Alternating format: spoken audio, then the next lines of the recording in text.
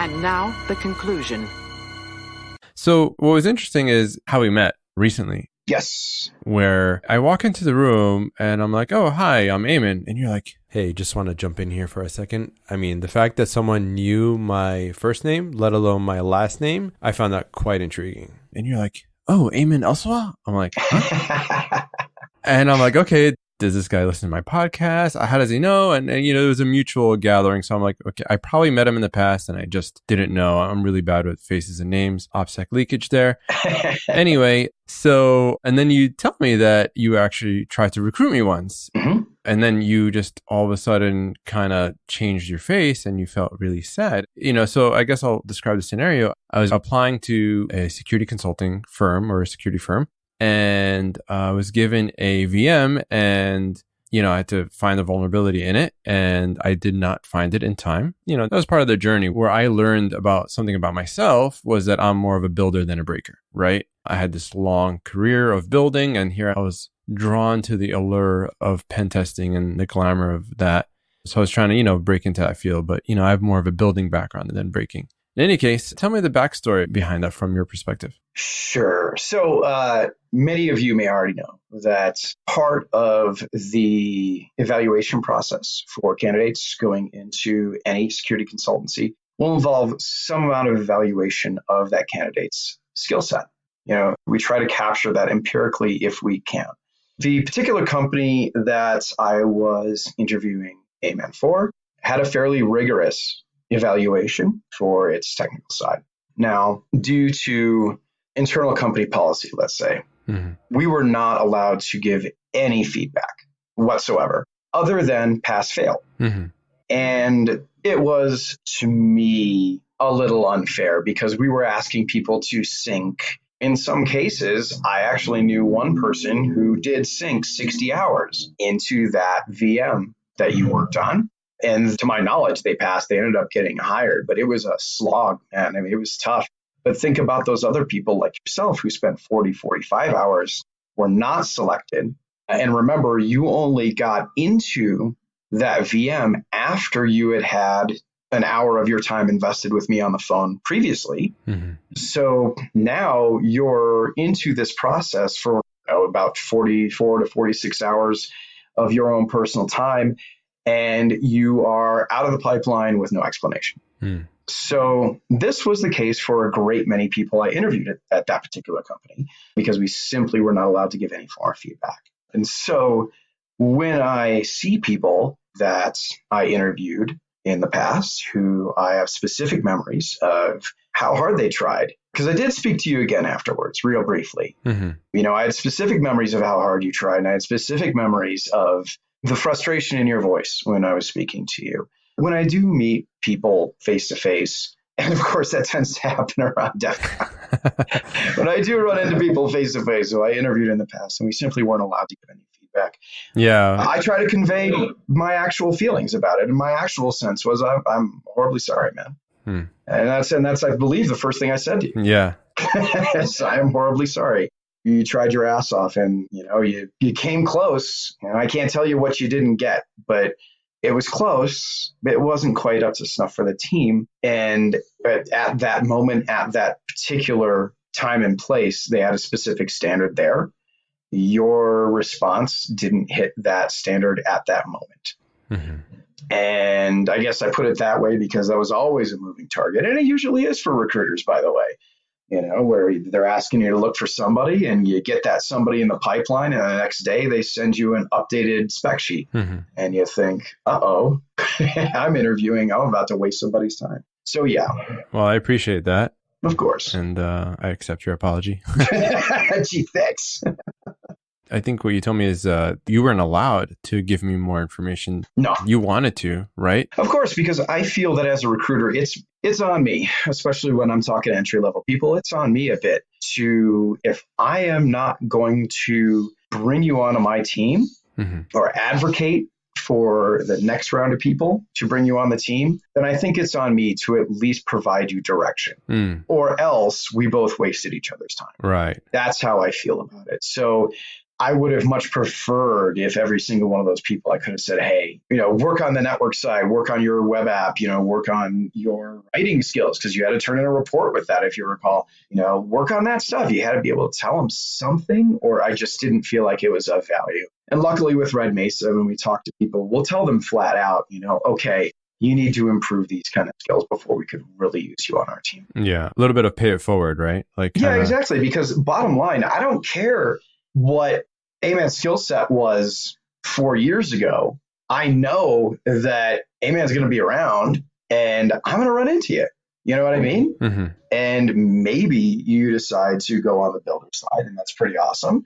And down the road, I end up scheduling my team for a purple team session with your team, mm-hmm. with the rest of the builders. Mm-hmm. That happens all the time. And it's like, oh, hey, I remember I interviewed you. I'm so glad that you dug in and went the direction that we talked about. That would be nice. But unfortunately, with that first company, there just isn't that opportunity. The only opportunity I have for the folks that we did not select is to go back and just sort of offer my apologies for not responding in a constructive sense. I appreciate that. Well, of course. And it all comes down to, what's your motivation for recruiting? Right. Are you an internal recruiter who understands that, their company will be in contact with these people later for better or worse? Or are you a gunslinger, external, third-party recruiter who might do some security recruiting sometime in the future? And if they do, your name might pop up on their LinkedIn search. That's about it.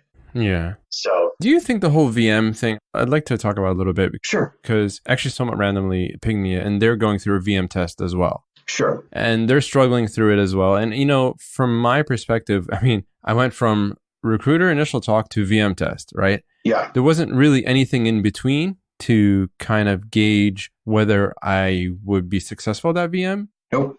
From my perspective, I was like, how many hours am I supposed to invest in this, right? Yeah. Because we all know that there's a certain amount of time. Everything's a matter of time, right? Sure. If you're like super expert, it's going to take you less time. But if you're, more in the entry level, then you're going to have to invest more time. But like, how much time do I really need to invest? So what are some other steps, or how would you have done things differently if you had the choice? Okay, so if I had to build my own process for bringing in entry-level Infosec folks, is that sort of where we're looking at? Yeah, I think so. Uh-huh. Okay. And honestly, this is something that's been a point of discussion within our company recently. Okay. Because we're preparing for that. It's something we're looking at in 2021. Okay. Down the road as we grow, we're going to need that mentoring pipeline internally. So we understand we're going to need the best possible way to recruit from that pool of folks who are just getting in. Mm-hmm. So really, let's look at this holistically. From a company side, what do I want out of recruiting somebody who's fresh and new, right? So I want potential, right? I want someone who's going to be able to grow. Mm-hmm. And I want someone who's passionate. I'm not going to invest a bunch of time and mentoring into this person, have them turn around and say, I really would just rather be in management. Because there isn't any of that in our company. There really isn't. We all deliver something, I guess is what I'm saying. Okay. You want passion, you want commitment to that sort of role, you want loyalty. We're not interested in being a high turnover company, and most companies aren't, frankly. Yeah. They just understand that the security resources tend to turn over. So that's what I want on my side.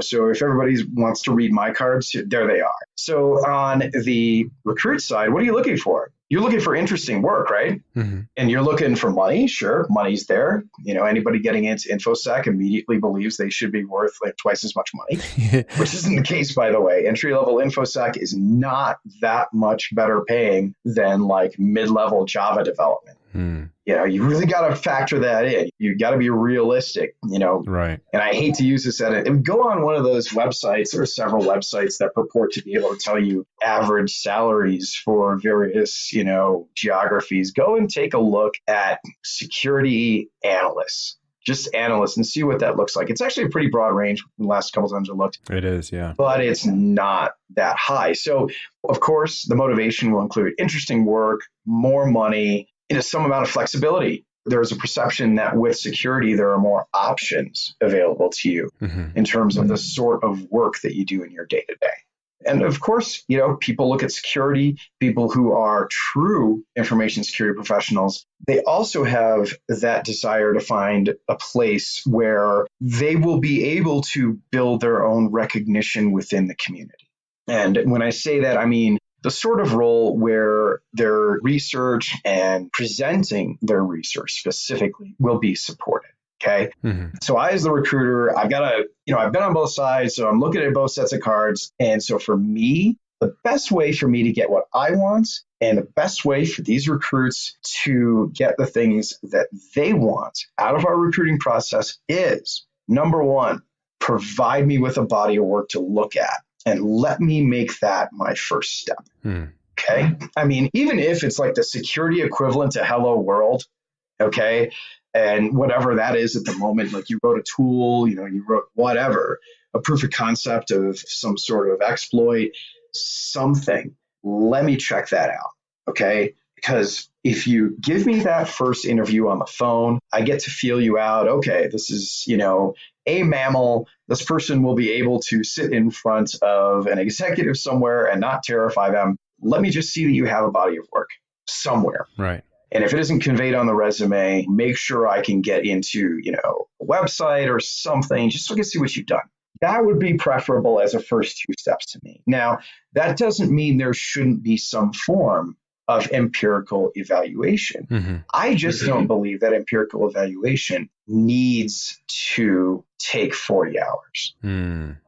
So we're not expecting our security assessors to be able to write like Shakespeare. That's not happening. Yeah, you got to be able to write a report in general. We have hired PhDs actually to be able to clean up your reports. Wow. Yeah. So, I mean, I'm not looking for you to be able to do those things necessarily.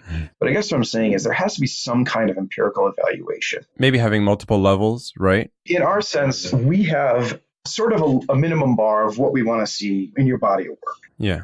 And we're going to talk to other people because, remember, we're looking towards, okay, if we're going to hire from that entry level pool, what do we expect to see? Well, I expect to see CTFs because I don't care if you're on the red side or the blue side. Mm-hmm. You can go to a CTF, right? Right. I expect to see some form of development. CTFtime.org. Yep, there you go. Yeah. CTF every weekend all over the world. There it is. There are so many places for people to get involved. Mm-hmm. Locally, remotely, I don't care where you are. As long as you have a halfway decent internet connection, you can get involved with CTF work. And that's a wonderful way to cross-pollinate, learn new things, all of that. So as long as there is a body of work in terms of CTF activity that I can verify, by the way, I got to be able to verify these things. Right. Oh, bug bounty activity. That's a great one to show. Yeah. That's a good one. You want to show me, how your web app prowess? Show me your bug bounty work. I had a guy do that. Actually, I had a number of people. A woman at the last company I was recruiting for showed me some of her bug bounty work. And I mean, she had 2 really good years financially from one particular very large company that has a pretty cool web presence that she found some pretty blockbuster stuff on. Cool. So yeah, she kind of took a few years off, just did her own research. And that's the dream, right? The dream, you find the buried box of money, you find, the big vulnerability that somebody pays you lots and lots of money for, and you'll be creative and find yourself for a year or two. Yeah. Anyway, so my point here is, let me see what you've actually done. Let me get a look at all of that. And then our third stage will be a very pinpoint evaluation of the specific skills that we want to really check out. Because we have people that come to us, and let me give you some context around that. Our company may be uniquely positioned to be able to ask for that sort of thing because we do a lot of work around critical infrastructure, monetized gaming, and other very specific verticals, radio frequency work that not a lot of other firms do. So it's easy for us to pinpoint certain skill sets with, small, tighter evaluations. But of course, bringing in people on that lower level, it causes us to have to broaden that approach. So of course, we're going to have some sort of empirical evaluation, but ours will be a bit more pinpointed than what you went through we're targeting something that takes in the order of 1 to 4 hours. Does that make sense? Mm-hmm. Sorry if that was a bit long-winded, but I mean, I have to give a little bit of context around, us as a company. I'm going to design this in a much different way than Dell Secure Works will, right? So in summary, what's some pointed advice for companies that are still sending out VMs to entry-level folks right now? What is some advice for you to them? Know what you're looking for.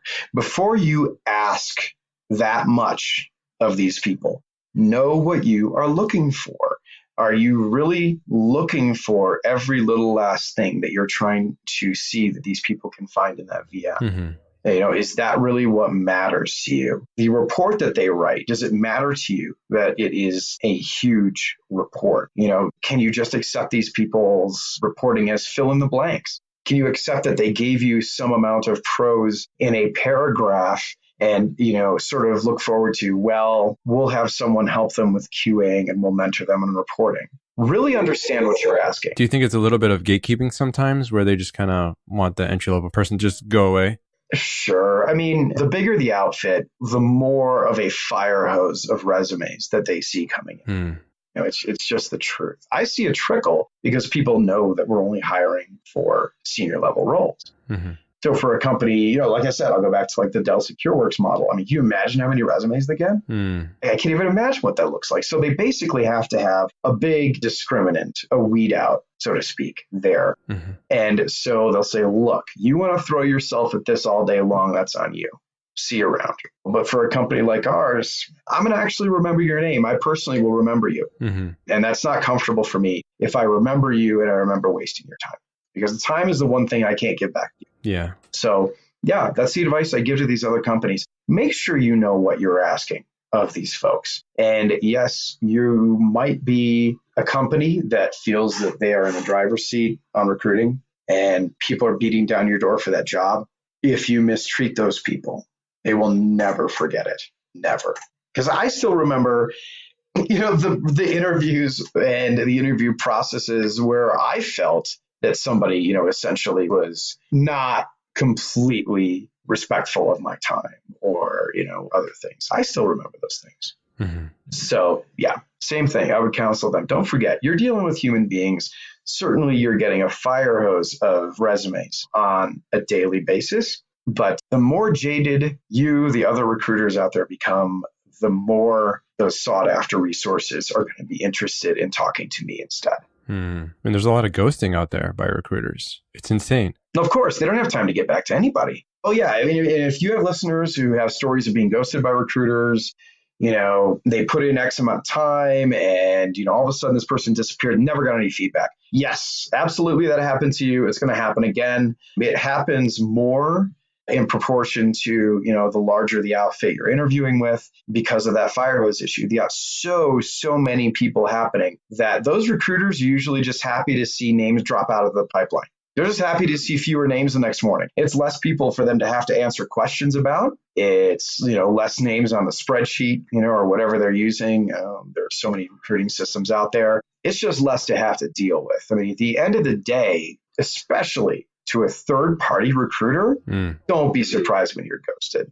That recruiter is hiring for 20 different roles right now. They're probably hiring for agriculture, distribution, all kinds of things, all the way to your security role. By the way, here's another one. I don't know if anybody ever told you this, but the more specific the role, the less a bulk third-party recruiter is going to want to do it. The less they're going to want to work on it and put effort into it. Because as a bulk recruiter, in the time it takes me to fill a security role at some company, I could have already placed 3 or 4 .NET developers somewhere else for essentially the same money.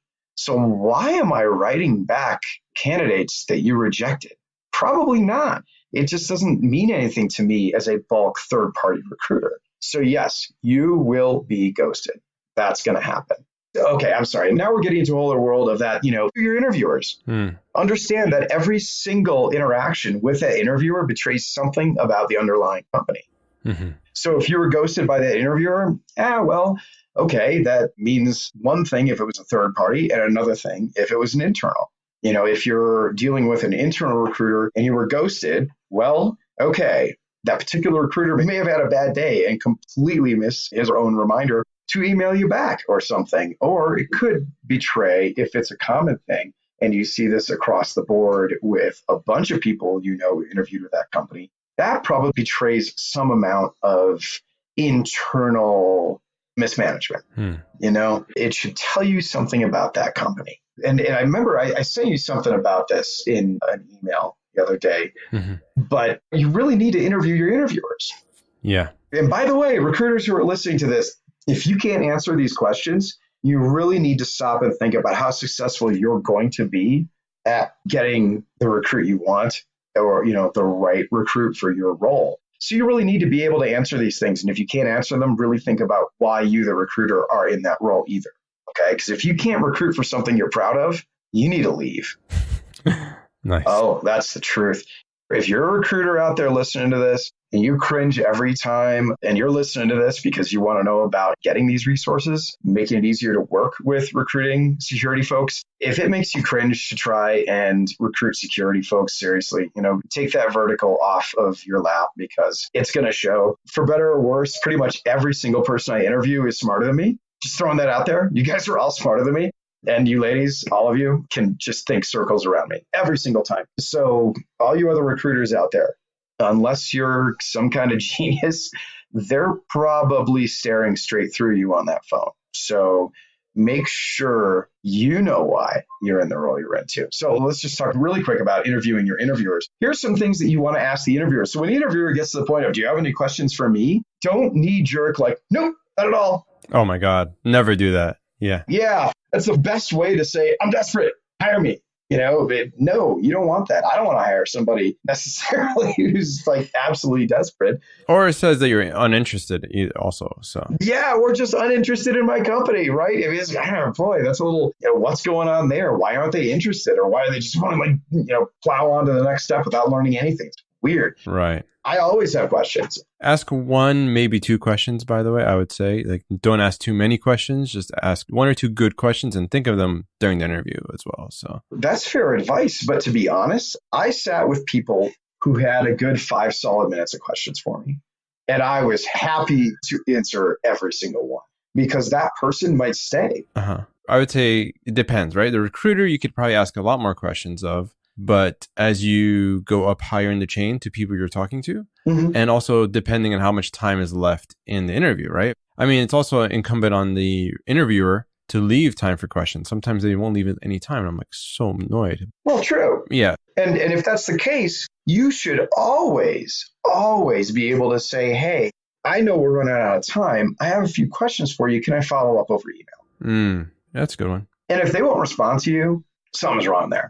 If they're genuinely interested in you, the candidate, going forward and investing some time into what's going to be probably a technical evaluation or something, or even just more interviews, they need to be interested enough in answering your questions. I mean, otherwise, it all comes down to, hey, do you really value your workforce? And why are you hiring in the first place? I want to be able to answer every question you've got. Everything. And honestly, I am more and more confident in you as you ask me the good questions, because I'm proud of what we're building. And I know that people will be happy here at the right level if we're not throwing them into the deep end too early or something. And I love to answer all of these sort of questions. So, I mean, I do have a list for people. And maybe it is easier to ask just the recruiter, or maybe email just the recruiter. But they should be able to answer these. And these are questions that really are going to matter to you going forward as the employee. Ask your recruiter, first of all, why do you stay with them? And really listen to their answer. I mean, is it this cold, clinical, I make X amount, it's a lot of money, or do they really know something about the vision, the future of that firm? Can they communicate that to you? That's a big deal, because that recruiter should be the ombudsman for that company to you. And if they can't do it, think about that. Is this a third-party recruiter who really hasn't thought through who it is they're recruiting for? And therefore, it's a huge possibility they're just trying to stick a butt in that seat and you're that butt. Maybe not so good. Because if the answer is, oh, I don't stay with them, I'm a third party, of course, you got that one nailed. Right. Then really cover yourself. Secondly, what's the intended growth path of this company? Maybe your recruiter, if they're third party, probably can answer that one, but you should be able to get that answered via email through them. What's the intended growth path? Organic growth? Are they going to, open up some sort of channel model and bring all their business in through business partner channeling? Or are they going to try to go with an initial public offering and, be a listed stock? All three of these things provide you with a different potential future, right? Right. You're getting into a company that wants to go initial public offering. Cool. That company is going to do a lot of attempting to make itself look more valuable this year. So be real careful, because there's going to be a lot of window dressing, smoke and mirrors going on around you. Oh, interesting. Yeah. Yeah. Your company is going to try to grow via channel sales. Okay. Interesting. That means third party off payroll salespeople are going to be sending your team projects. What's that going to look like? Do they know what they're selling? Has anybody trained the salespeople out in the channel? Or are they just going to be saying like, hey, these people need a firewall, send it over. And you're like, firewall, I do web apps. What are you talking about? Is that what's going to be going on? I've seen it happen. Is there going to be merger or acquisition activity going on? Well, I like your question about what conditions are driving. So I'm going to publish this list. Sure, please do. But you want to talk about what's driving this role? Oh, yeah. So what conditions are driving this role? Is it turnover? Is it internal restructuring? Is it organizational growth? So here's a question. So you're going to interview this company, right? And you've read something, some chatter about their whole team sort of quitting within a 2-month space last year. Really think about that. Yeah. See if you can dig in through the community and find out what happened there. Yeah. I mean, if you see that an established firm has a whole range of vacancies all of a sudden somewhere, right? Is that a new office? It's just organic growth. They're opening a new office in a new city and they just got to staff it out. That's pretty awesome, right? I mean, that's a great time to get in. Internal restructuring. Ooh, okay. Are they creating a new team? Did they kill off an old team? What happened here? Yeah. Is security now reporting to the CFO and will never, ever get another budget approved? What's happening? So you really have to understand those sort of things moving into accepting a role with somebody. Yeah. How long has the role been open? Sure. Did they have an incident recently? And is that why they have the role, right? Yeah, exactly. Like, are they being proactive or reactive, right? All these kind of things will tell you about the culture of the team. Sure. And that's for those internal security roles, right? Blue team. Right. So that's exactly it. Did you read about this company having a huge breach last week and now they're looking to staff up the blue team? Yeah, that could be a little interesting going in. They're doing their staffing reactively at that point. Right. They may not really know what they're looking for. The roles that they're staffing right at that moment may be obviated in a year. Maybe their reaction to this incident, sure, it might follow their determined disaster recovery path or whatever it is they're following. But is that path going to leave the company sustainable? Yeah. I've seen many companies whose disaster recovery left them unsustainable. Wow. Yeah. So really think about that. I mean, if you're going into an internal role based on a recent breach, talk to people again, reach out to your community. Or even worse, where your role is kind of just really a checkbox role. That's the worst. Oh, yeah. The job satisfaction is gone, right? So I have known people who ended up in an enterprise security role, right? They're doing all that GRC stuff at a firm that really just wants to be able to say that they exist in that role. Yeah. And so that role will never go anywhere. There will be no upward movements. They just want someone to sit in that spot for, how many years. Or they won't listen to your advice, right? Well, but that's going to be, that's a whole other issue, right? I mean, internal advice a lot of times is threatening to those around the advisor. That's kind of the reason why consultancies do as well as they do, right? And they won't listen to me. I got to bring in a third party to kick the doors in and then point and say, see, it's what I've been saying. Our door's broken. That happens all over the place. Something else, man. That's something else. That's how it works. And that's the other thing. I mean, does this company really understand the care and feeding of hackers? Right. Are you about to go into a company? So here are the two worst case scenarios. Okay. Number one, worst case scenario is you're going into a security pop-up. Okay. And I'm saying pop up, meaning rich investors say, I just started a security company. That security thing sounds like it's doing well. Awesome. And it happens. I know somebody just had this happen to their company. They say, so what we're going to do is we have identified 3 to 4 mediocre failing security firms that we're going to buy. And we're going to weld them all together and give them a cool name. I love it. We can't fail. I love the impression. It's awesome. Oh, it's great. And harumph, good idea. Yeah. So they go forward and then people do this. And they go and they buy a security firm or two. And then they go on a hiring spree, hang out their shingle and say, hey, bring us some business. We're ready to go. It never works out that way. You walk into that team as the new analyst, right? You walk into this company that's just been rebranded.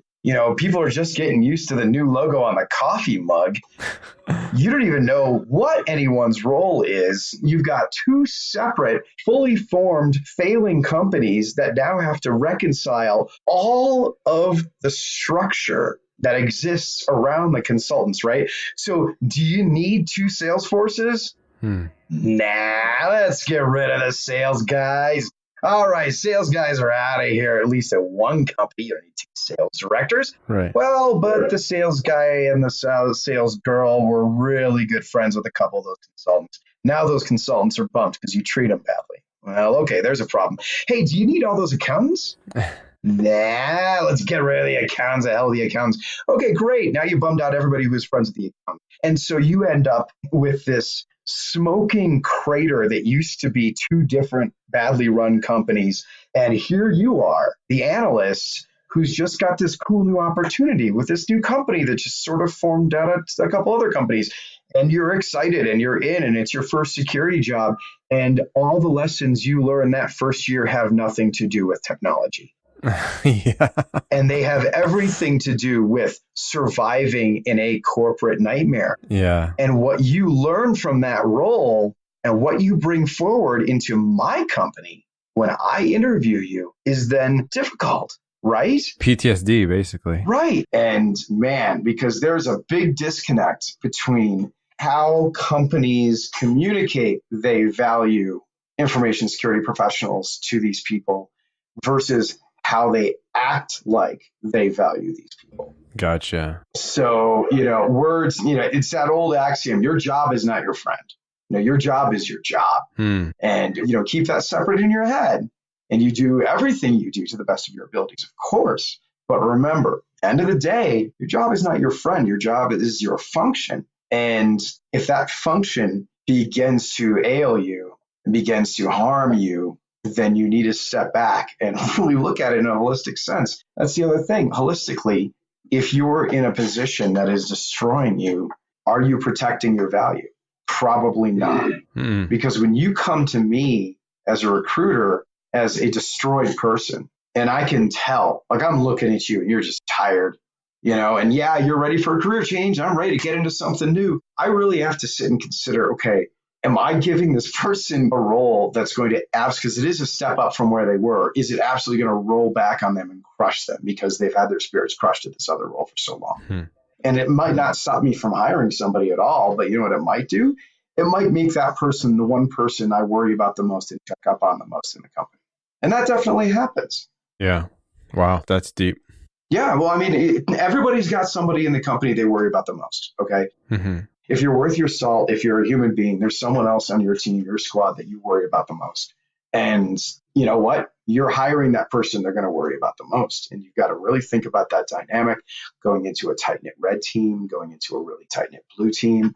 What does that bring when the person that everyone's going to rely on may be a shattered person at that point? And it's hard. I think whether you're an internal recruiter or external recruiter, I think it's seldom that recruiters empathize so much past the hiring point, frankly. And you're right. And that's because people don't understand the care and feeding of their employees. Or it's not they don't understand, they just don't care. Once they're in the door, they're just human capital. Now they fail over, in a big company, they fail over into now they're part of the human capital pool. They're managed by human resources. They're no longer on our radar screen necessarily from recruiting standpoint, because now they're strictly in a maintain and run mode with HR. And in like a boutique size company, go the other direction. So now you're answering to a founder, you bring somebody in and now they're probably actually under the microscope, far from falling away and disappearing. Now they're under a microscope at the whim of that founder or founders, depending. So, you're kind of taking it either way, no matter what kind of organization you're going into. Now, that being said, if you can find that unicorn, which is the self-aware, emotionally intelligent organization, then you'd be all right. But, you can't really count on that. And that's where it comes down to everybody needing to understand, hey, be true to yourself. Never forget who you are. Understand the value of the Halloween mask. And just be holistic in your thinking. Be holistic in your planning. Don't ever lose sight of the fact that it's not your friend. It's your job. You need an exit plan, whether it's the big exit plan where you're retiring in 40 years or the little exit plan where maybe you just need a way, an escape hatch off the team you're on. Maybe that's all it is. But, you've always got a plan. I met an attorney who was absolutely bored with his life. He was a tech patent attorney. You know what the guy told me? He said, my job involves describing in tiny detailed sentences what happens when everything blows apart. That's his job. And you've got to play that role for yourself. You got to be your attorney where you have that detailed, granular, step-by-step plan for when it all starts to come apart and you're no longer learning anything and you're getting burnt. They're just throwing you on project after project after project that just aren't you. You've got to already have that plan, whether you do it on a bar napkin or whatever. You got to be able to reach over for the good of your emotional health. You got to be able to look at that and say, there is a way out. I'm going to start executing against this list. Yeah. I think a lot of people are willing to do the work. It's just how they're treated while doing the work, right? Well, certainly. They're willing to put in the extra mile, but I think they just want to be treated like humans, right? You're absolutely right. And that's why, and I get further into that where, okay, if you're coming to me from Big Four, how are you treating my humans? And that's an enormous problem. Yeah. That's absolutely a huge problem because you're coming in from like Big Four. You got Big Four ideas. You got Big Four customer service, skills. That's cool. You're going to be client facing. Also, you think you're up in the treehouse and everyone that gets hired after you isn't. And that's not okay. What does that mean exactly? Up in the treehouse, like when you're kids, right? So a couple kids build a treehouse and they're the cool people. And for a while, they let some other kids come up in their playhouse, but it's largely just to have the ability to then throw them out of the treehouse and denigrate them with their friends that they keep in the treehouse later. I see. I always wanted a treehouse when I was younger, but I never got the chance to have one. We had this enormous mountain ash in the backyard that I always wanted to build a treehouse. And I was always allowed to, but it never got further than steps. Yeah. Because it always degenerated into a game of pirates, and it just never got into the building phase because we were having too much fun building pirates. So. That's funny. And now a message from our sponsor. Welcome to the UFC Ultimate Fighting Cyber Championship. In this corner, we have the blue team, the defending champion, weighing in at 100 gigabytes of logs per day, armed with TTPs and IOCs. They are ready to threat hunt and respond. And in this corner, we have the red team, weighing in with hundreds of custom exploits, recon scripts, and payloads. They are ready to attack. Fight!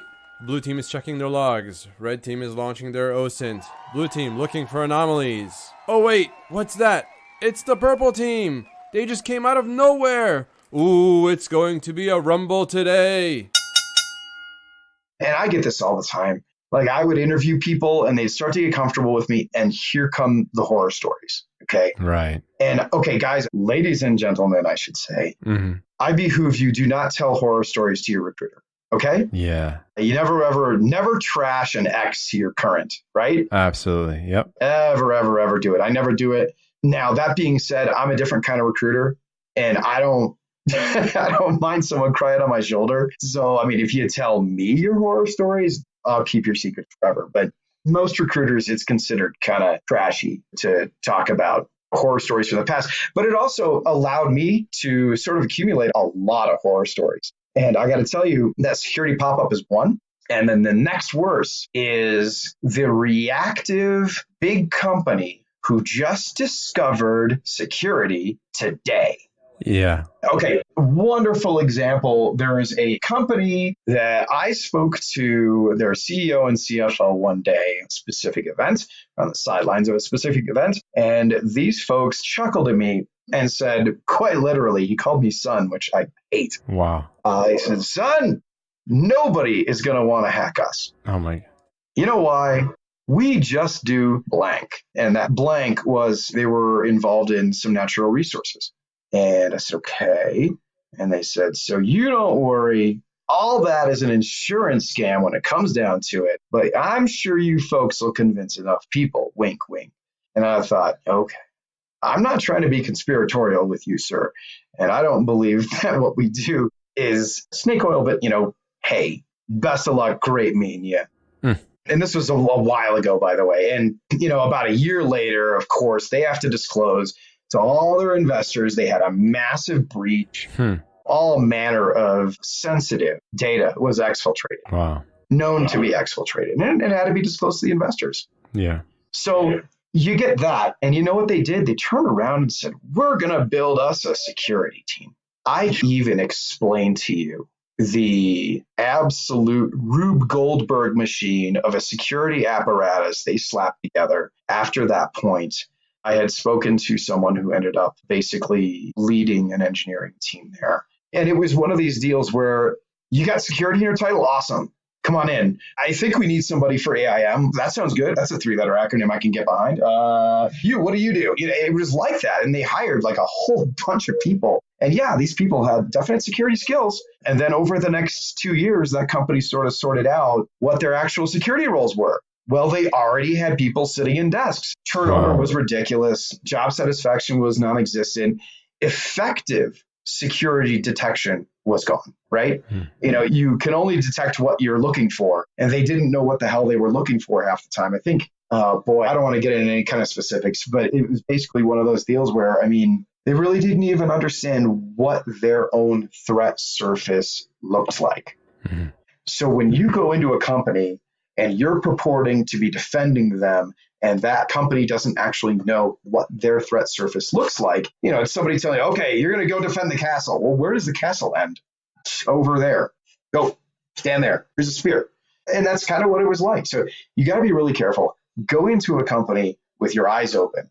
Ask these interviewers questions. Go and be as creepy digging into that company as you figure they're going to be digging into your social media. And by the way, I don't do that for the record. I only look at your publicly available LinkedIn unless you link to me, as A-Man did after our first interview. A-Man did link to me, and I went and snooped his profile, and it helped. I thought, great. Look at this guy. It's great stuff on this profile. I will not go and snoop your Facebook. That is completely unethical. It is not a professional network. I'm not looking at your Twitter. I'm not going to go find your Instagram. I may be different in that way. I know there are other recruiters that religiously do this sort of thing. And they say, OSI, right? I want to be able to use open source intelligence on every part.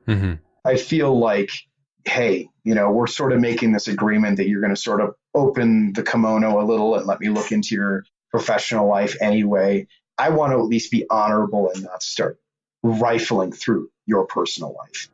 So recruiters out there, I hope you're hearing that. Because it is kind of dishonorable to go and rifle through someone's personal life if you're interviewing them for a professional. That's just me. And that's how Red Mesa exists. But hey, you do you, recruiters. That's why we have such a great reputation out there. Anyway. Sorry, I don't mean to bash my own kind, but man, I had enough of that sort of issue. So anyway, as I'm saying, dig into your prospective employer. Look at everything. They're public. Go dig into those public reports. Learn how to read those quarterly and annual filings. Figure out if the board is driving a whole bunch of, assessment next year or, just security improvement. If you're seeing that showing up at the board level, you know that somebody in that big company is tasked with writing the strategic imperative that the C circle will have to follow. And they will push that down all the way to specific initiatives, specific projects, specific tasks, all the way down to the engineering level in that company. And when you see those things in a report, think about that. Okay, I'm coming in on the blue team side of this company that has been basically inundated with discussion of defending that company at the board level. There's a huge driver for this. I need to understand that going in because it's likely my team is going to have a pretty good sized budget and, cheerleading from the top levels. Mm-hmm. That's a great thing to know going into that company because you're going to be able to really make some sort of difference. You probably have more of a chance of making a serious delta. Whereas if you go and look up that company and there is absolutely nothing discussed about cybersecurity in any sense, in any of their filings, press releases, anything, you might be dealing with a company that just doesn't know what security is for. Yeah. So do your research. One last thing is you mentioned meet your team. Yeah. Watch the team interaction closely. If you're just interviewing one-on-ones, how do you get the opportunity to meet the team? Like maybe go to lunch? Ask. Yeah. Ask. You get way into the interview where, the interviewer is asking you to make commitments of any kind, Stop and ask to meet your team. It should not be a problem. It should be something, unless it's a highly distributed company. Ours is highly distributed. Okay. So if you came to me and said, I want to meet my whole team, I would say you're going to have to wait till DEF CON. Right. That's the only time we're all in one place. We're spread out across the planet. I'm sorry. But what I will do for you is I will get in front of you, and I'm sure our president at that point, Drew Porter, will want to get in front of you too. And you can see how we're going to interact. You're going to see how we're going to interplay. But remember, again, we're slightly different because everyone who comes into our firm has to be a self-starter and be able to manage their own projects. So the interplay you're going to see between me and Drew or me and the other consultants will be essentially a group of equals talking. Yeah, but I think you're pointing out, are they supportive or adversarial? Well, there's that. Yeah, are they supportive or adversarial? And are you seeing no one can do anything for themselves and no one's a self-starter? Are you seeing those kind of glimmers in the interaction? Are you seeing that no one can kind of do anything until one top guy moves? Think about that. Are you going to be cool in that environment? Yeah. Are you more of a self-starter? Are you more of an independent? Are you going to look at this team and saying, boy, my leash feels pretty short today? Gotcha. That's a problem. Yeah. So remember, never forget who you are and never forget what you're going to be comfortable with in a team sense. Yeah. Well, Nick, I really think you're one of the most unique recruiters out there. I hope not, man. I hope that's not true. I don't know, man. I think you're one of the most human recruiters I've ever met. Well, thank you. I was definitely blown away by your humanity at dinner. And I was kind of lucky that we got to sit at the same table at dinner the other day through some awesome mutual friends. Yeah, absolutely. I feel very lucky too. I was very happy to have been able to see you again. Yeah. And frankly, I am honored to be included in the company at that table. Yeah, same here. Very much so. Yeah. So I think everyone in all different levels of security hiring can benefit from this discussion. I hope so. Yeah, whether you're a recruiter, analyst, hiring manager, everyone in between, board member. So I really appreciate your time today. Certainly, anytime. Yeah. If I can ever be of assistance to you or any of your listeners, go ahead and fire away. Yeah. Pretty easy to find out there on LinkedIn. Cool. So yes, anything I can answer. Go for it. Yeah, I think we'll have a follow-up next year and we'll see how the state of recruiting is next year. Yeah, hey, maybe we can panel at DEF CON or something. There you go. That'd be awesome.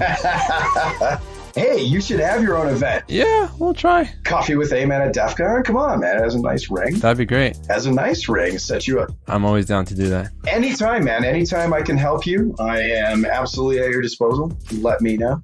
Cool. And I love your channel. I love the concept. Thanks, man. And please, anyone who hears this, just dig in. Don't lose faith. You will find the right spot. Just be patient, be confident in yourselves, and remember to adjust that Halloween mask. Nice. Well said. Thank you, Nick, for sharing. It's been awesome. Anytime. Thanks, man. Hey, there you have it. Confessions of a Cybersecurity Recruiter.